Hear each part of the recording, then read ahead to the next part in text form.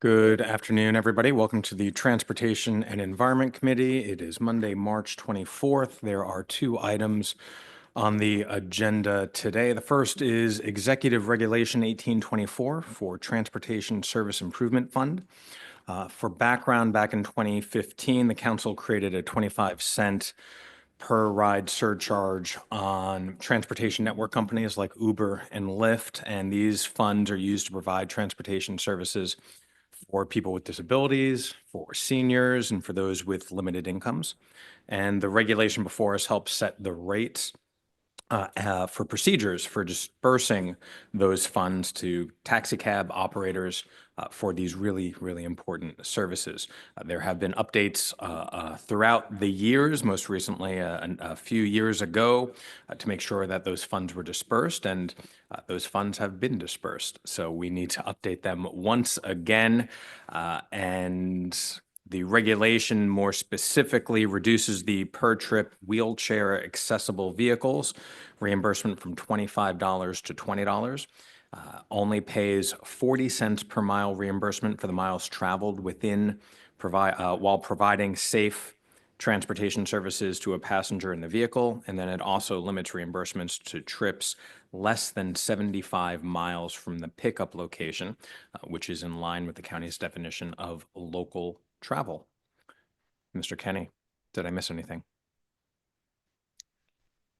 Thank you. I'll give a brief overview, since we're also in the middle of budget, of kind of how this fits into the fiscal picture and how that wraps into the impetus for this regulation. Very briefly, as you mentioned,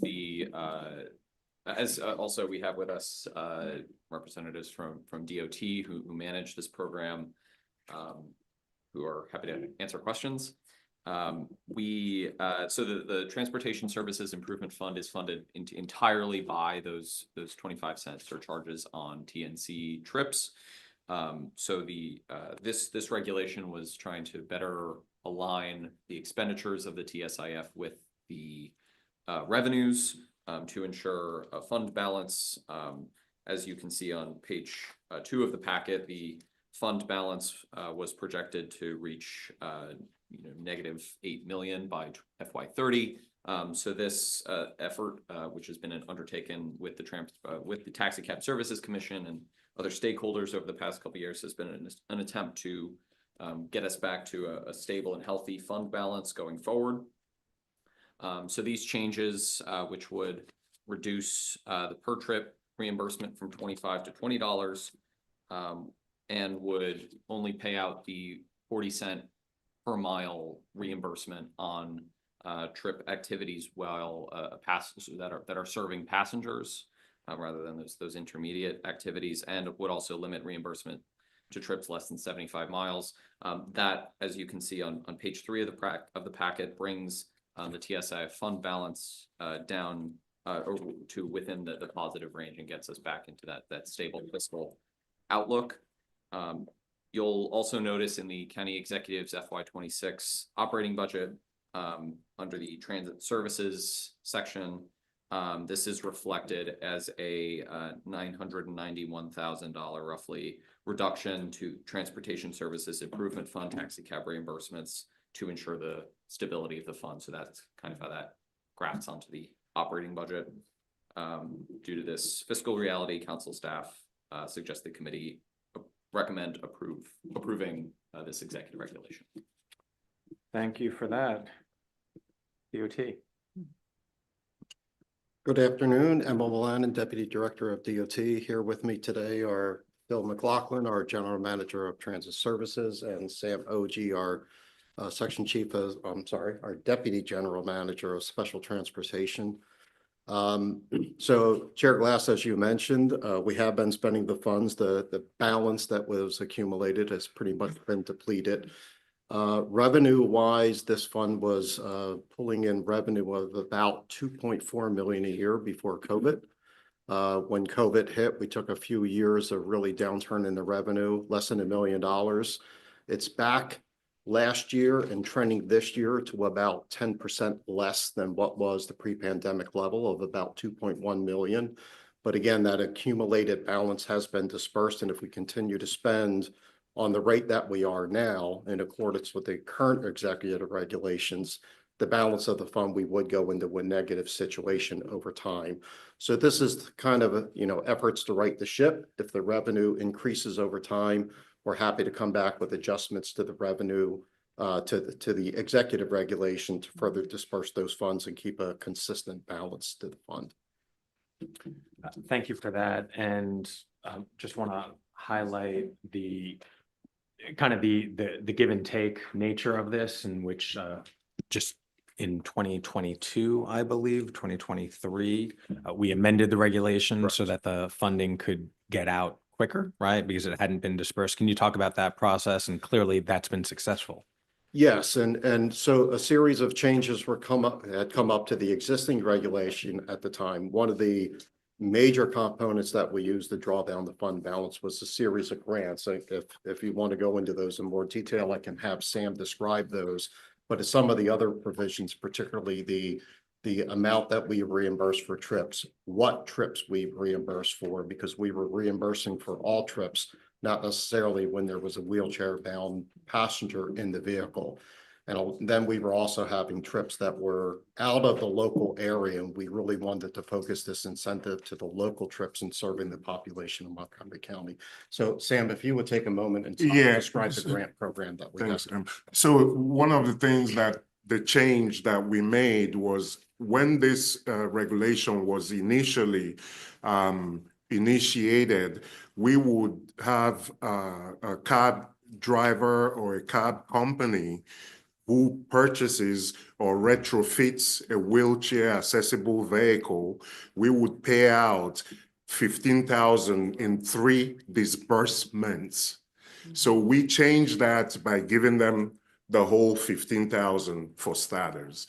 And then when we came back, we proposed $30,000 and the council approved $45,000 to them. They get that fully from the moment they can present to us any information that shows that they have purchased or retrofitted a vehicle that's in service as a taxi cab.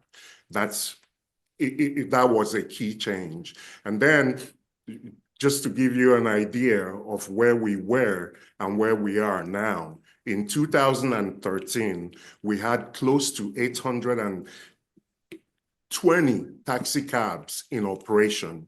We only had 26 of them that were wheelchair accessible. Today, we have closer to 200 cabs in operation, and we have 80 wheelchair accessible vehicles providing taxi cab service. So the program has been really successful, as we can see.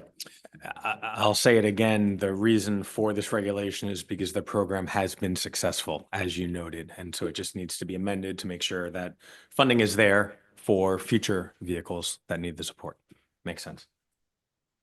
Councilman Bowden. Thank you. I fully agree with this. I just had a couple just curiosity questions.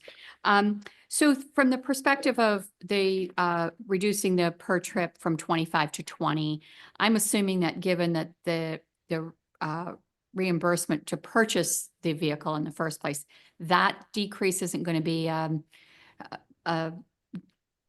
less motivating for a driver to purchase a vehicle and do this, or I'm just concerned that the decrease from 25 to 20 will be a demotivator to continue the program. So when we came here in 2000, when we proposed the change to the regulation in 2022, we were at a point where it was $10 per trip. Okay. And what we were proposing back then was $15 for daytime trips, and then $20 to incentivize for late night trips from midnight until 6 a.m. That's what we proposed when we came to change the regulation. So that's in line with you know, because absolutely, we What you go originally through thought other about. jurisdictions and all of that. So it's not, we don't feel like, you know, the cab drivers will feel any way about providing those scripts. Okay. Yeah. And then the other one was, the reimbursed only for passengers in the vehicle. What about getting to that passenger's home? Is that going to be reimbursed? Or so only when the passenger's in the vehicle? Only when the passenger is in the vehicle, what based on the funds availability of the funds, we are currently paying from the moment the person gets in that car and drives to their, you know, go to grocery store for their personal reasons, other than actually transporting passengers. And that's the concern that we have. So I get the concern about them using the vehicle for other things other than the passenger trip. My concern would be whether drivers would be dissuaded to go out to areas further out to pick up a passenger if they're only going to be reimbursed for that half the trip back, you know, wherever they're going. I'm just concerned that some parts of the county aren't going to be covered. Councilmember Balcom, the driver is generally out all day long getting dispatched fares. And so they're in various parts of the county. We have no way to control where they're at in a one particular time. But even that when they were not in revenue service, if you will, they were being reimbursed for those trips, or they were being reimbursed for their mileage. So we're trying to consolidate the mileage when they're actually focusing on a wheelchair passenger. Right. The other elements of it, you know, we had some issues during the Inspector General's audit of the program where we were getting, you know, requests for fraudulent trips. Or we need something that helps us line up their actual manifest with something we can verify as a trip. Where they start and stop from will be very difficult to kind of pin down whether they should be reimbursed. Right. And I understand that. And I really appreciate that the new restrictions. I think that makes sense. I just know, you know, living where I live, where you live, service is not, taxi cab service is very difficult. Yes. In that area of the county. And so that I am concerned about that. I appreciate this and I'll support this. I just want to make sure that we don't have an unintended consequence of not having service throughout the entire county. So we will definitely keep an eye on that. We'll monitor for that if we see a change in the location of the trips and everything. And again, this regulation would be constantly adjusted based on what revenues are coming into the fund. So if we need to make further adjustments to address issues like that, we will do that. Thank you. Council President Stewart. Thank you. And thank you to Councilmember Balcom for her questions. So mine is more on process. I do support this moving forward, but it does seem that we have over the years pretty frequently made changes to this. And I'm just curious about the outreach and how much you're speaking to the actual taxi cab drivers and also our like Commission on Aging, our Commission on People with Disabilities to get feedback on how the program is doing, and you know what changes they're seeing in their needs. Obviously, COVID shifted things, and I know you were responding to a lot of that, but just curious. Yeah, so we have a taxi cab services commission, and we meet regularly with them. They were supportive of these changes. Prior to 2023, we did a really concerted effort to include the Commission on Aging, Commission on People with Disabilities, and what we proposed to the county executive was as a result of input from the Commission on Aging, Commission on People with Disabilities.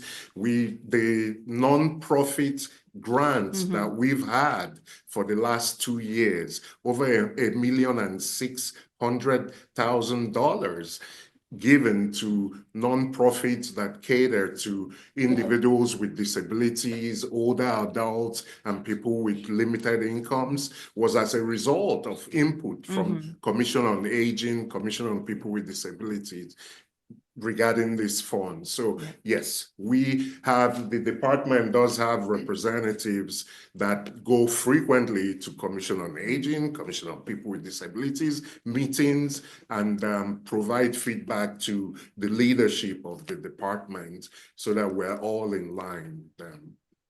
And Sam, the Taxi Commission has representatives on it from those other commissions or a representative from those groups. Exactly. The Taxi Cab Services Commission has a representative that caters to older adults, people with disabilities that came from the Commission on Aging and Commission on People with Disabilities. So it's fully represented within the Taxi Cab Services Commission, just so we are in line with the objectives, basically. Great, that's terrific. Thank you for providing that background. It's really helpful. And Mr. Kenny, if at the pleasure of the chair, if that could be included in the final packet that goes to the full council, I think it's important to know that you all are communicating with the folks who are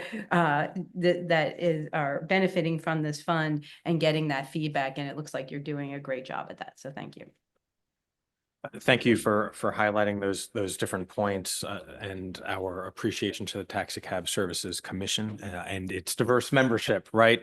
And I know that all of those different communities have been supportive of the various iterations, trying to figure out how to disperse these funds and make sure they are used, because I know that recently we received communication from a mother whose child has cerebral palsy, and whenever they call for taxi for medical services, it can sometimes take a very long time, and that they want to make sure that rides are available when they need them, and that we have funding for this program moving forward, and make sure those that are more vehicular dependent still are able to have their calls for service answered. So thank you all for that. Without any objection, we'll support this regulation. Thank you. Thank you.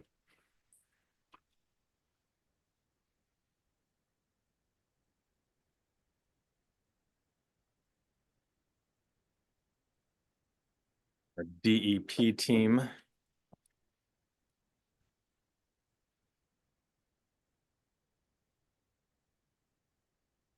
I actually thought most of the room was here for this conversation, but it seems the room has almost cleared. Seems the Taxi Cab Commission really filled their car for this hearing. Okay. So now we're on to the second item of this afternoon, and that is review of the Comprehensive Solid Waste Management 10-year plan. The state law requires us to adopt and submit to the Maryland Department of Environment a plan that addresses the systematic collection and acceptance and disposal of solid waste over the next decade. And while we know that waste management might not be glamorous, it is something that our residents are paying close attention to within the system that we have here in the county. And one major issue that has sparked concern among the community, especially those in District 2 near Sugarloaf and Dickerson, is the incinerator, also known as the Resource Recovery Facility, RRF. And while the council has not formally taken a position on that facility, the plan that we are going to review today does set the stage for a transition away from the incinerator, which aligns with the county's broader goals, which have been accepted and adopted to aim for zero waste within the very near future. Quite frankly, 2035 is not very far away. One of the big issues already on residents' minds is fee increases in the proposed budget. That is not the discussion that we're having today, but it is all interrelated as the proposed FY26 budget does include increased solid waste fees that go towards investments that are included in the solid waste management plan. So for me, I think that this draft plan does include foundational strategies that help move us in the right direction towards long-term sustainability while ensuring transparency and public engagement. And we'll get into that as well. But there is a lot to unpack. I don't know if colleagues have any opening comments right now. No? Okay, we'll hold those comments for a bit. But Mr. Levchenko, I'll turn it over to you to walk us through some of the finer details, and then we'll have a good conversation with DEP. Yeah, sure. And as you mentioned, I think it is important to elaborate that this plan is coming to the council for approval at an interesting time. It is a 3-year cycle. And so we have a number of issues that are looming before the council, but this plan does need to get to MDE by the end of April. And we know that all of those issues are not going to be resolved by then. So I see this plan update as more of an interim step in that direction with some of the things that Chair Glass mentioned. And then the plan will need to be revisited once the council does make final decisions.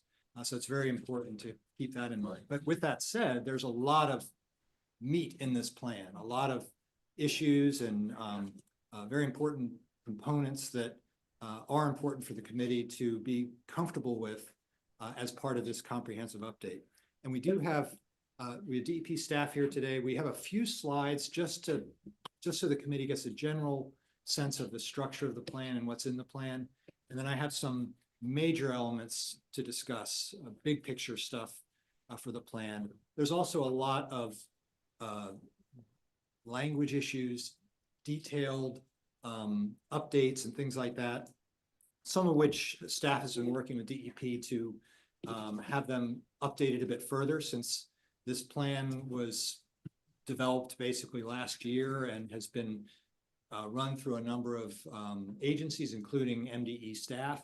But now that it's to the council, we want to make sure that it represents the latest information. So there's some elements in there as well. I don't think the council needs to spend time on that per se, but staff will work on that for the final action by the council in a few weeks. So with that, I'm just going to bring up the slides and then have DEP staff introduce themselves.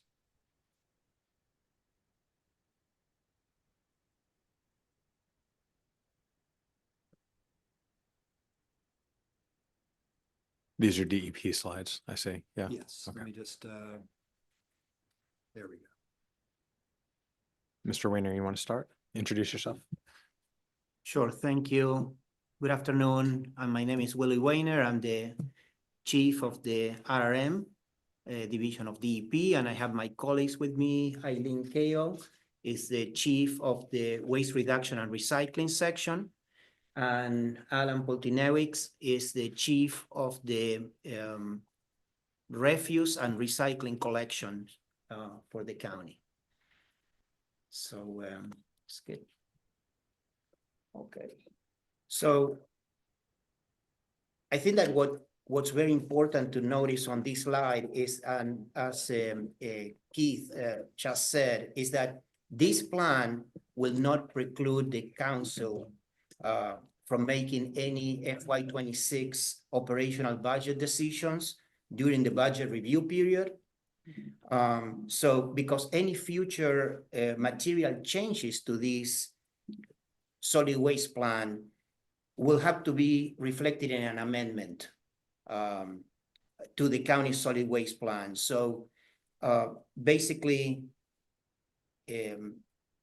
you're viewing a picture right now of what we have right now in the solid waste arena.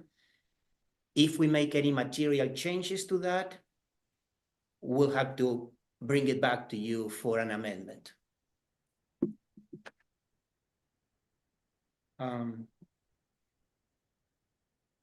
This slide here shows a little bit of the history and the timeline for this solid waste plan. As Keith mentioned before, the plan has been, or the technical portion of this plan has already been reviewed by the Maryland Department of the Environment. We got an approval of that draft back in September of last year. And with that, that's a normal process that we do. We don't want to go to the Maryland Department of the Environment with a full document and for them to start reviewing it from scratch. The document is so big that all the initial chapters 1, 2, and 3, they have a lot of technical data that gets updated every 3 years. And we send that to the Department of the Environment first for them to make sure that they're okay with that portion. And they give us a technical approval. From there, we start working on the other portions of the plan. And as Keith mentioned before, the Department of the Environment is expecting a full approval and submittal to them by the end of April of this year.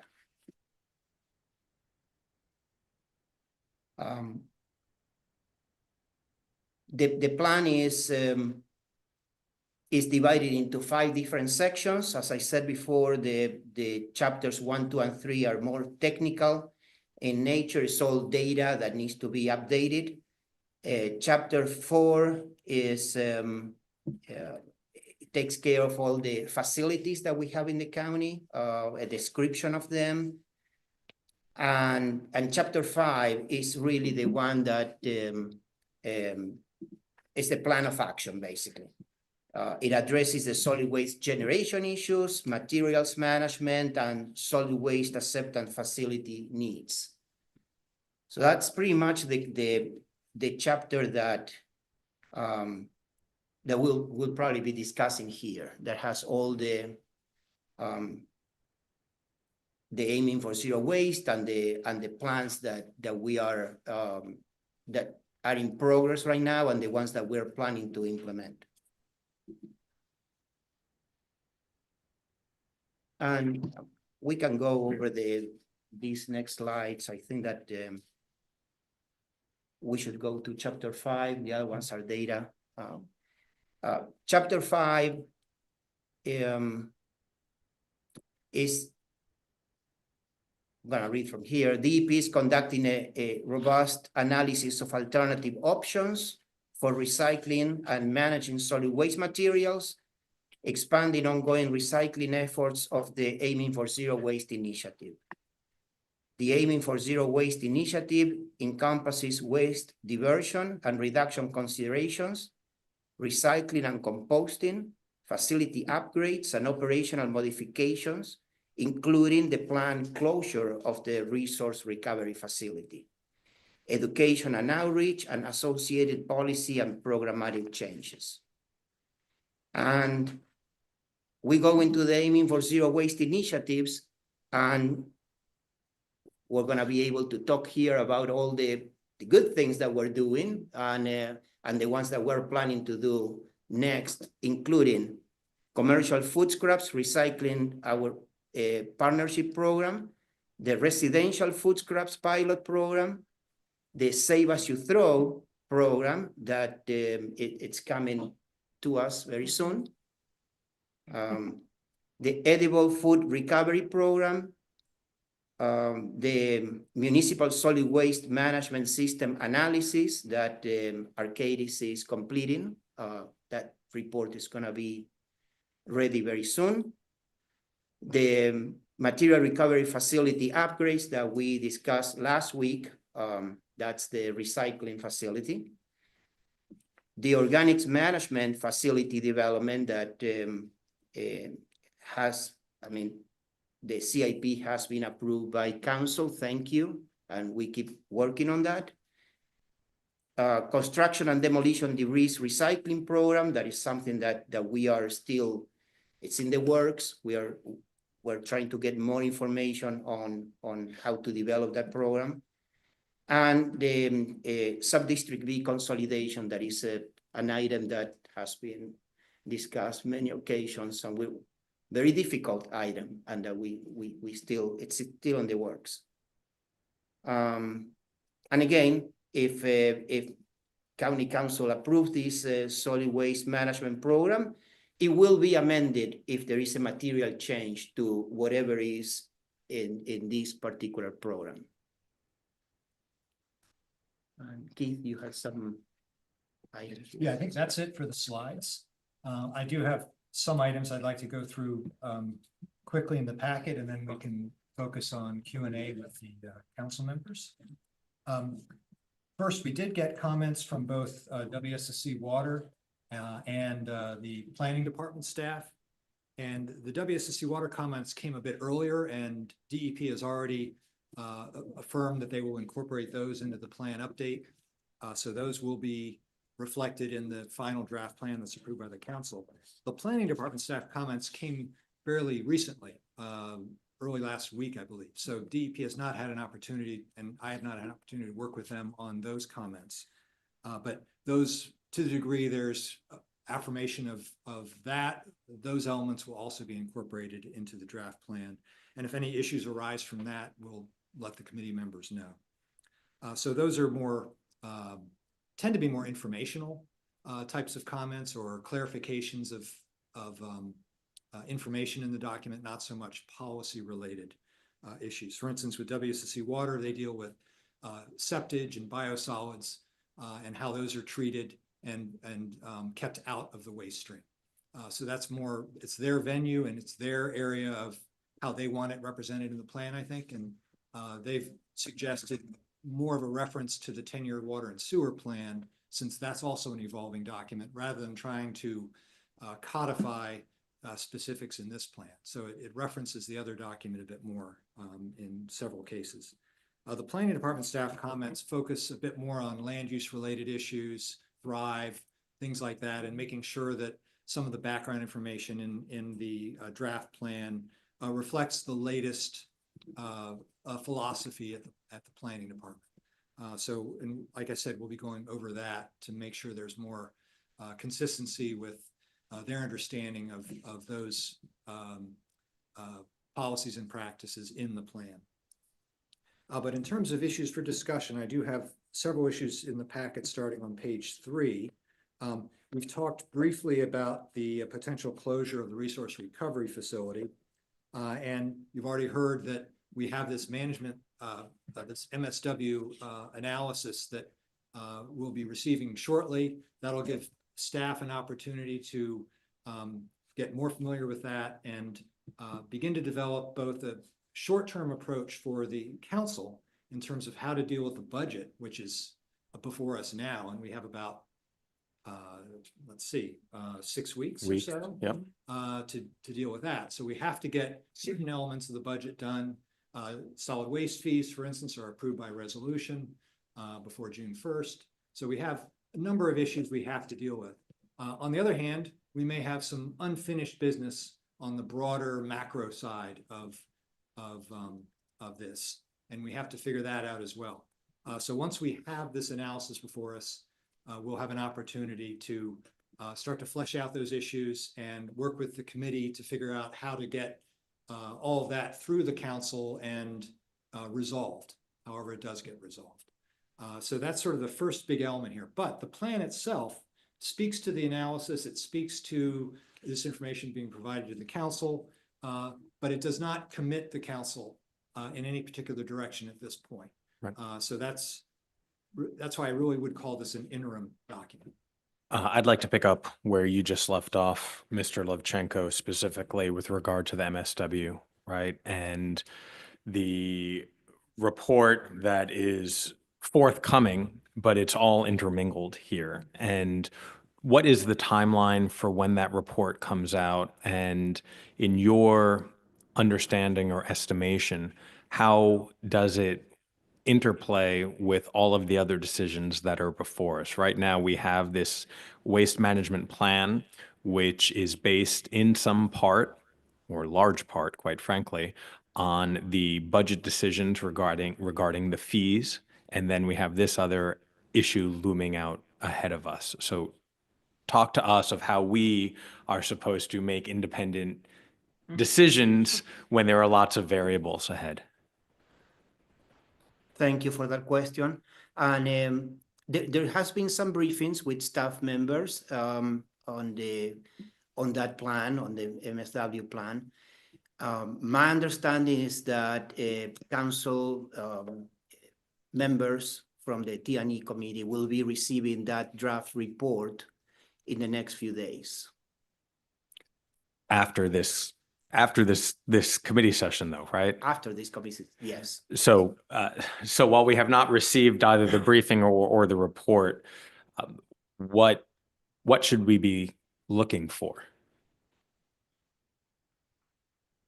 Let me ask you this. It's hard to engage in conversation, right? That is somewhat hypothetical yet determined. The decisions that we are making today, would the future information and the future MSW plan give us pause on our discussion today? I think that the fact that this solid waste plan is showing our current conditions, our current operations. There is a goal stated in the plan to close the incinerator and replace it with some other alternative MSW process. That's the way, and that's why what I said before, that any decision that comes out of the MSW alternatives plan, because there will be a number of items that to be decided, different ways of manage the waste.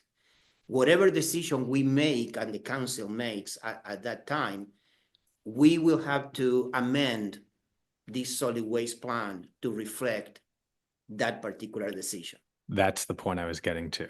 Yes. That the future conversations and forthcoming analyses will require us to come back and amend the proposal that is before us today. Correct.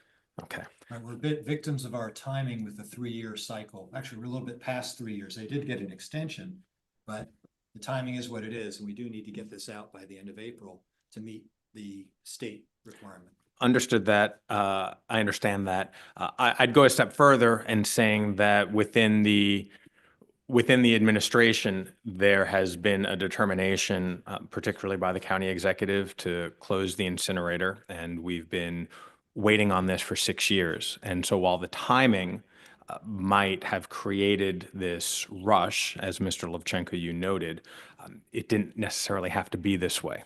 There could have been a longer planning, more engagement, and have this adopted, or at least working towards it, in various budgets, not just the one that's before us that we will have to approve, presumably within 6 weeks, Madam President. So let me move on, but I stated my concern there. In order to move on and do what we need within our waste management plan, a large part of reducing our waste stream is clearly within our food system, and you've talked a lot about that, and I'm excited about that, and I know our youth are excited about that. Mr. Boyko is excited about that. That's why he's here. Fact is, we have 97,000 tons of food that is wasted every single year, and so we need to streamline those processes. One of the very first ZTAs, or the first ZTA I ever introduced and passed, was to expand on-farm composting. But more broadly, what are the plans right now for more composting? I know that we've allocated money in the capital budget. What is the status of that? And is that even enough? Thank you for that question. So what goes first? The processing of the food scraps or the collection of those food scraps? And what we've done in the meantime, because we don't have a processing facility, although it has been approved by council, we have about $27 million. Thank you so much for approving that for a processing facility. We keep, unfortunately, we cannot build that processing facility in our yard trim facility at this time, because that will require a negotiation with Sugarloaf to be able to site that facility in that county property.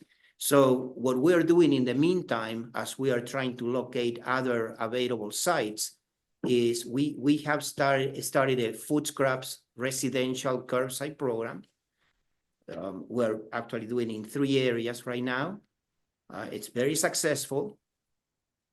But the problem that we have is that we need to take that the food scraps to Prince George's County, which is a long way for that truck to go and come back. So even though we're doing it as a pilot, we cannot expand it countywide because that will require probably 34 trucks to put on the street to do that. And it doesn't, environmentally, doesn't make a lot of sense. So the other portion that, we started 3 different programs. One commercial partnership program that Eileen is the one managing it. The residential pilot program that Alan is managing. And we're gonna start a pilot Save As You Throw program that will be another way of dealing with food scraps. At this time, what we're gonna be doing, instead of segregating food scraps for collection, we're gonna combine those food scraps with yard trim, which is, I think, the way to do it in the future, because instead of putting more trucks on the street, which is not an environmental conscious way of doing it, we're gonna combine both and use the resources that we have right now. The same trucks that we're using for collecting yard trim are gonna be the ones collecting the combination of food scraps and yard trim. And hopefully being brought to a county facility inside the county, which we are looking for the sites. So that's the answer to the food scraps, the combination of all those things, the commercial, the residential, Save As You Throw. And during the last CIP, just a few months ago, last year, when we approved the funding for the composting facility, we recognized the process and the complications involved. What is the status of it? For the processing facility, what we have been doing is trying to locate a site. So we have a number of sites that are possible sites. We are ready to present that information internally and make a decision of which one of those sites is the one that is going to be the one that we choose, basically. Okay.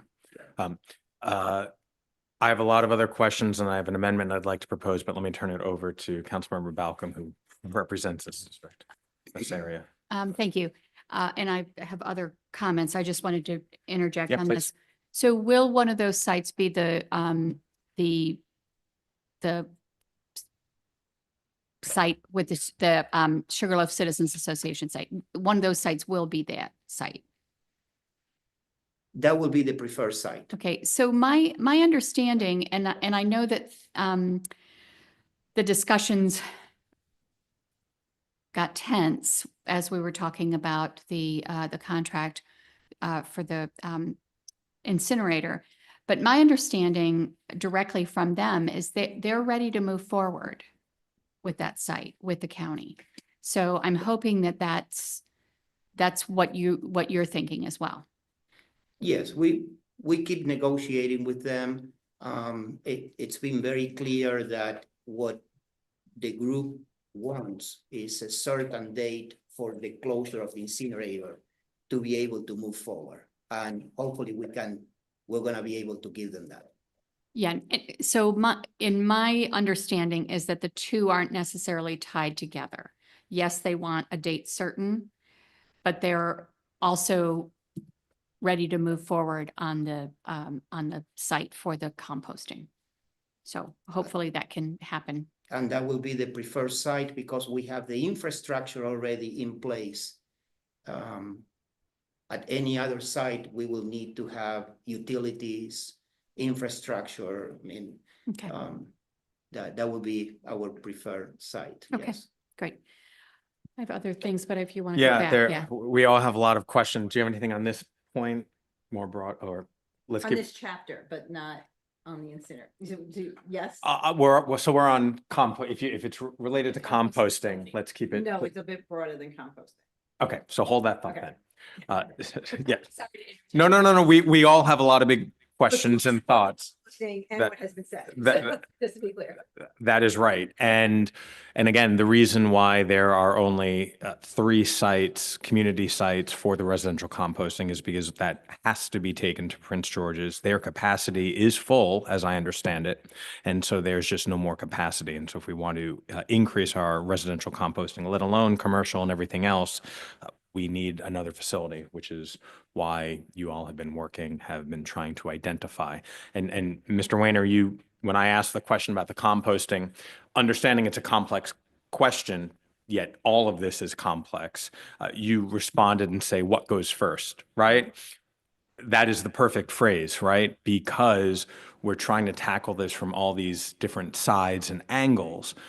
And looming before us, which we have not yet talked about, is the incinerator and the RRF and what to do with that. And the community, as Councilmember Balcom noted, has lots of questions about what comes first, what goes where, and how we accommodate for all of this. And one of the things that has frustrated me and I know members in the community is what seems like a sequential process when the sequence of events either has stalled or is slow.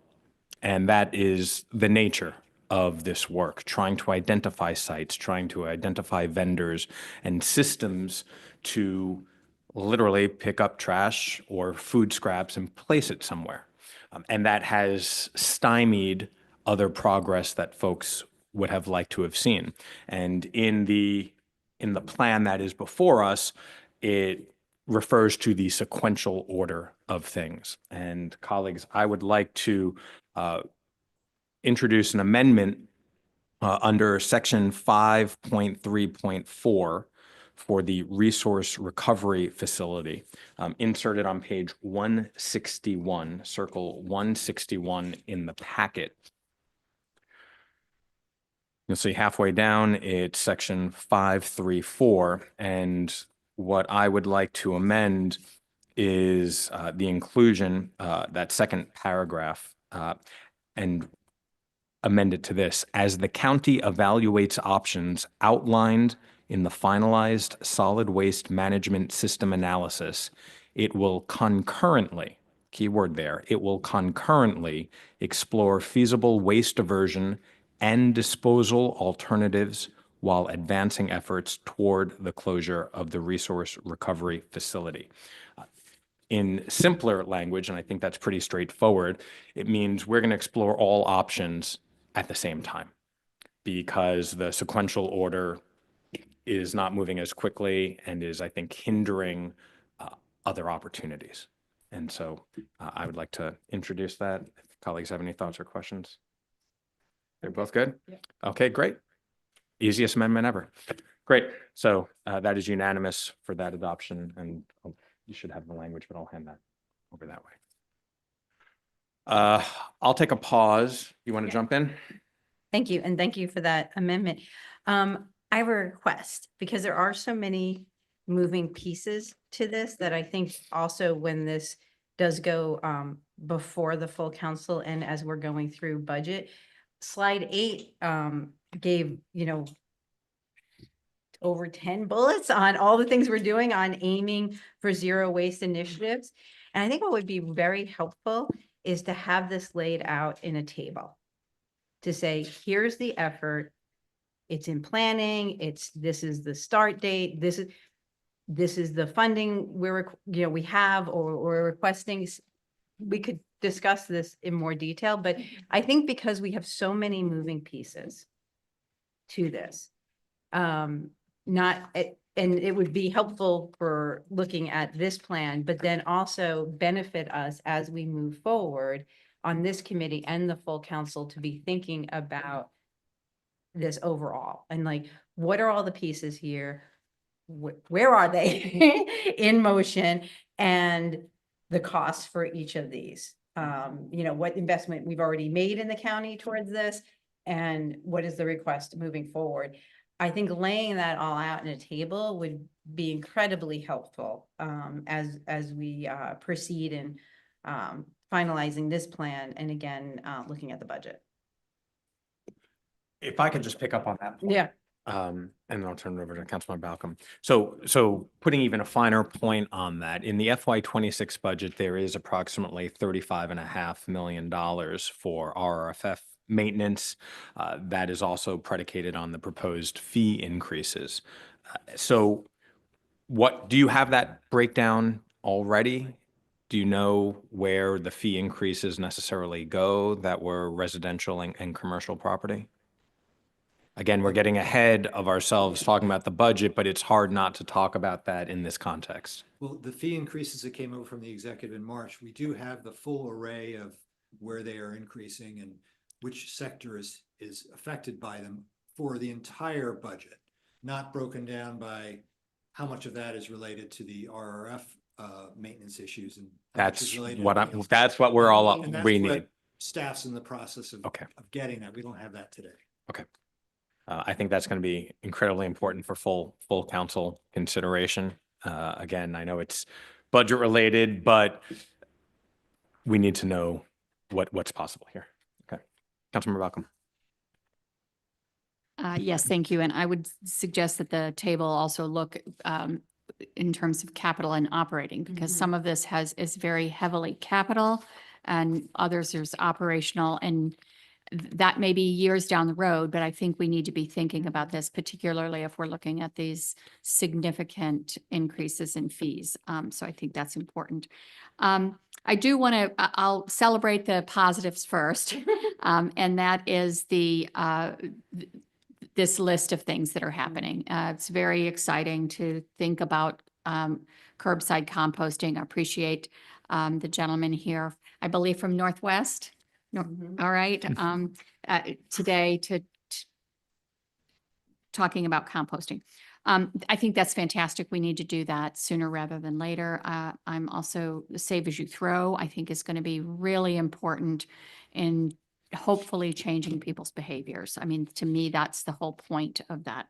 And then the construction debris is another one. So I think that all of these are great and exciting, and I look forward to just seeing the progress that we're making. And then from the item that we're not talking about, that everyone's talking about, and that's the fee increases. So I think that, we're talking about changing the entire way that we deal with our trash in the county. Something that was promised many years ago, but not acted upon. And so I think that it's very difficult to have the body approve the changes in our entire solid waste system right in the middle of budget, right when we're trying to in a time when we're all looking at the budget, looking at the federal implications of what's happening today, and we're being asked to make a significant decision that is going to impact our residents very significantly in this fee increase at the same time that we've been presented with a budget with a tax increase. So I just wanted to lift that up. We're not talking about it today, but I think it's a very big ask to ask the county council, most of whom haven't been briefed on any part of this conversation. The first time that many of our colleagues have heard about this was when we got the budget and we saw the size of the fee increases. And we take our job very seriously in terms of approving the budget, but also approving this path. So I look forward to seeing the plan that's going to come across. And I do think it's important for staff, Mr. Levchenko, to when we look at those fee increases, what part of it is required for the upkeep for the incinerator versus what part of that fee increase is looking at the future, the change in the future waste, solid waste. So that's kind of where I'm at on that, in the discussion, whose name shall not be named. Thank you. You summed it up very nicely. I agree with that. And again, it's hard to intermingle all of this, but it is all part of the same conversation. Do you have any other? No, I have stuff on later, but no. Well, we're, Can I just say in terms of intermingling, the commingling, let's work on that too. here, I think, Oh, I think they're done presenting. So Okay. if you would just want to hop Well, in. I don't know if Mr. Lachenko has something. I did have a question on the consolidation of sub-districts A and B. Well, before we get to that. Right, so I didn't want to Okay, jump all okay. the way there. I did have some suggested language we could put in the resolution that makes clear that the council is expecting, once it gets the analysis from DEP, that it will make decisions on these broader issues. If that's something the committee wants to, put in the resolution, that's fine. It's clearly laying out that that decision is coming after this plan and not part of this plan. I don't know if we need to include it in the resolution. It's on the record, So that's and fine. it's, We've had process. plenty of discussion about it today, so Yeah. that's fine. And yeah, if you'd like to talk about the sub-district issue, that was another item in my packet that I wanted to make sure we did. Well, before we leave the incinerator, let me leave it behind, right? Let me just ask a question, because I know that back in 2016, there was a fire that happened at the incinerator. And by my understanding, it was a very large fire, about 85 feet high. And there were fire and rescue personnel that were there for the better part of 2 days, just after it was put out, making sure it stayed out and for the safety of the facility. And we don't want that ever to happen again, of course. But if it were to happen again, or something else were to happen, and, I just watched 0 Hour, 0 Day, right? And who knows what happens in the world out there. But if something bad happened at the incinerator, what are the alternatives? What would we do during that time period that it was non-operational? Well, thank you for that question. Yes, that 2016 fire was before my time here with the county, but the site remained closed for a number of weeks. And the county DEP took some emergency measures to be able to move that waste from the transfer station. There were a number of things that were done at the time, which could be feasible to do now. Things have changed in the area in terms of facilities that are accepting waste, in terms of distances, but the research that I was able to do, which was not that easy, records were not kept that tightly from that time, but a number of trucks were diverted to other transfer stations in the area.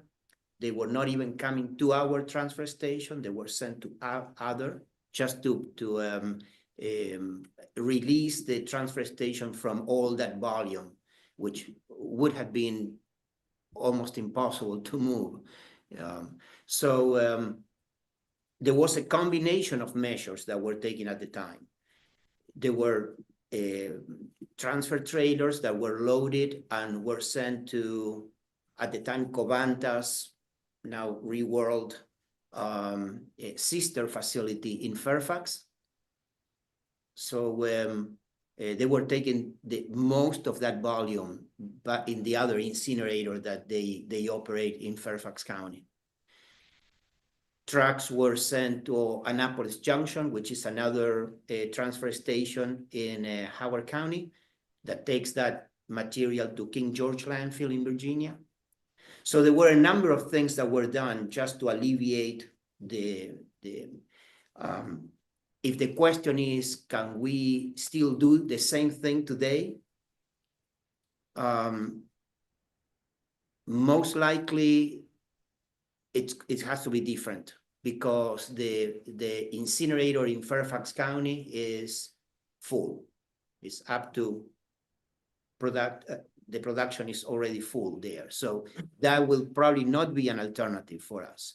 So we will have to rely on transfer stations in the area and sending that trash to landfills either in Pennsylvania or Virginia. Thank you. And I know you were not there, but appreciate you having the institutional knowledge of what happened and how times are different over the last 10 years or so. Thank you. Sub-districts. Mr. Mr. Levchenko, You want to yeah. start and then I'll ask my question? Sure. The sub-district issue has been around as long as I've been working on environmental DEP budgets. As you know, we do have a sub-district A and a sub-district B in the county for trash collection. Now, that's not true for recycling, where we have a single unified district for recycling. But on the trash side, in sub-district A, the county contracts with haulers to provide once a week trash collection for folks not in municipalities, but in the general area in sub-district A. And those folks, by the way, can opt in for a second day of collection if they want, although very few people do. Meanwhile, in sub-district B, it's up to the property owner, or if they live in an HOA, the HOA may contract for services on behalf of the property owner. But DEP is not involved in determining who collects the trash for folks in sub-district B. That creates a lot of interesting issues, especially when you're looking at countywide initiatives. That's one of the reasons why we have a single unified recycling district, is because that greatly simplifies that issue. But it comes up in terms of food waste composting and other things where the county, if they can contract directly with a hauler, they have a lot more ability to scale things up in an area and have continuity of service and so forth. In sub-district B, while there is some regulatory authority over the haulers, it's not a direct contract authority, so it creates some issues. And in I believe it was 2016, 2019, there was an Office of Legislative Oversight report that was looking at a broad number of issues with regard to solid waste, but one of the ones they looked at was the sub-district issue, and noted their suggestion that if we were starting from scratch, we would probably want to have a single unified district, but it recognized that we're not starting from scratch, and it had some suggestions for how we might transition areas more systematically into sub-district A, basically, through a county-initiated petition process. But the short answer to this is that that study, the OO report, was not discussed at the T&E committee or at the full council. It got a briefing at the full council, an introduction, but it was not then revisited. So it has not been pursued, or none of the initiatives in it have been pursued. More recently, we had an Aiming for Zero Waste task force in 2020 that also suggested looking at a potential consolidation.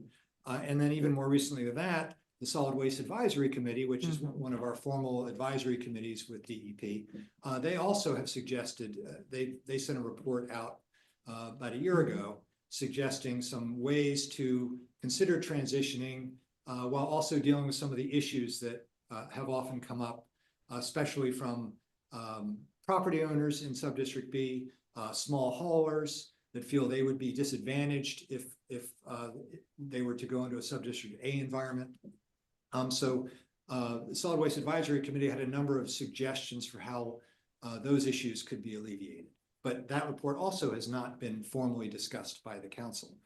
So what I've suggested in my packet is that this council consider after budget taking this issue up, having initially a briefing and listening session with the interested parties and with DEP and others to reacquaint itself with the issue and begin to figure out some next steps to consider. Great. And I think my question is, given the date of these, particularly the OLO report was from 2019, in order to set us up for a good conversation that is informed, should we request or see if OLO can do an update of that report, or does the Solid Waste Advisory Committee report from November 2023, is that updated enough in your opinion, Mr. Lachenko? Well, I don't think a lot, I don't think a lot of Much the changed. broader issues have Okay. changed per se. Some of the numbers may change. OO had some difficulty getting some information on sub-district B because it is independent of most of the county control.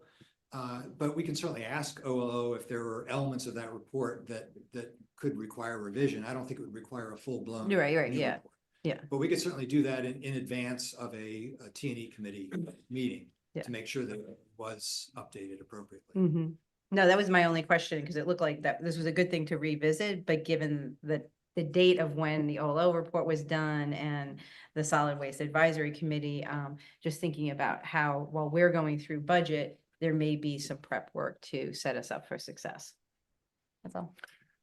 Yeah, well, so I'll add to Mr. Levchenko's recollection, and that the T&E committee did have a brief discussion on the report, and the two major items that were expressed to us were concerns from the independent small haulers about being incorporated into a larger countywide system, and then concern from residents who currently might contract for multiple pickup dates during the week, having to reduce that collection if they subscribed to the counties 1 day a week. And so those were the two main mitigative factors, yeah. And just to note, there is currently a petition process for folks in sub-district B or A to switch sub-districts, either from A to B or B to A. They do have to meet certain requirements in terms of forming a logical petition area that could be served and be sufficiently adjacent to the other area to make it work logistically. But there is that petition process, and I would say those happen maybe one every 4 or 5 years or so, typically from B to A. I don't think I've seen one from A to B. But that process is available, but it doesn't happen very often. And that was one of the issues in the OLO report. They suggested that the county take more of a proactive role in establishing some of these petition areas that would be logical to be served in sub-district A, if the community in that petition area so chose to do it. Councilman Malcolm.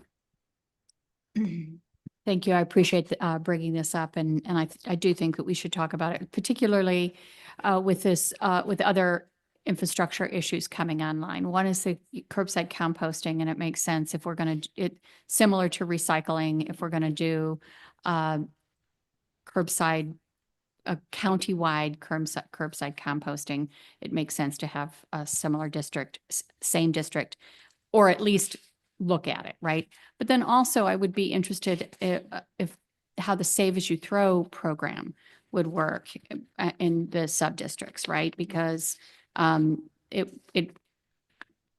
would seem like it would only work in A, not in B. So, but I'm not sure about that. So I think that given that we are going to make significant changes in all aspects of how we dispose of waste, I think that this topic should come up again. Again, speaking to how this is all commingled, right? Yes, there you go. Any other comments, colleagues? Mr. Ovchenko, anything else you want to address? Yeah, I also did suggest in my packet that we get an update on the Save As You Throw initiative. That's also been under study for quite some time with DEP. It is complicated because we have a fairly complex charging structure now, and it would be certainly a significant change for anybody going from the current structure to that. Going from a volume-based, from house-based to volume-based has all sorts of general fee-related issues, regardless of the subject area you're in, whether it's water and sewer or trash or electricity or whatever. A volume-based approach has built-in pros and cons to it in terms of the ratepayer and who benefits, who pays more, who pays less under that model, and then all the different ways you can actually roll it out in terms of communities that have done it, And the Aiming for Zero Waste Task Force some years ago looked at some communities that they've generally been smaller, much smaller than us. But there are different ways to administer it. That's one of the advantages of doing some sort of pilot project, like with the food waste, would be to investigate some of those approaches. As to how you would physically do it. What's the hauler's involvement in it? What does the homeowner have to do in advance in terms of purchasing bags or a certain size bin? So that kind of structure is very important, I think, to work out early, so you don't have a major problem when you roll it out across the county. Okay, so thank you for this good conversation, talking about as much of it now as we can within the greater context that's going to come down the road with the budget in particular. Mr. Olchenko teeing up other items that we'll pick up after the budget.